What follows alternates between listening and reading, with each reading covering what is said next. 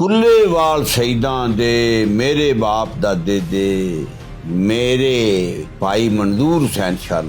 जितने साडे हमदर्द और खैर खां हैं वो जिथे साडा तलक है असी उस तलक नूं पंजाबी जुबान विच अपना तड़ा कहने भाई ना असी मुस्लिम लीगी हाँ ना असी कोई होर जमात है साडा मरण जीवन साडा संग तड़ा कुल्लेवाल शहीदां सियासी जमात तो उत्ते हो के सियासी जमात दी वो अहमियत ही नहीं समझ। वाह वाह वाह शाह जी इस संग धड़े नूं क्या मियाँ बरादरान भी मनते ने मियाँ नवाज शरीफ साहब मियाँ शहबाज शरीफ साहब कोई गल सुनाओ कदे कोई इतफाक होया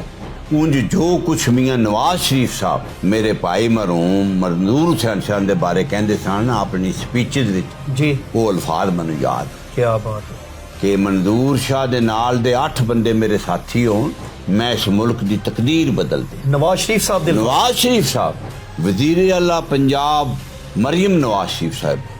मैं उन्होंने मोतरफ और मैं उन्होंने दिली तौर पर बाशिगित पाकिस्तानी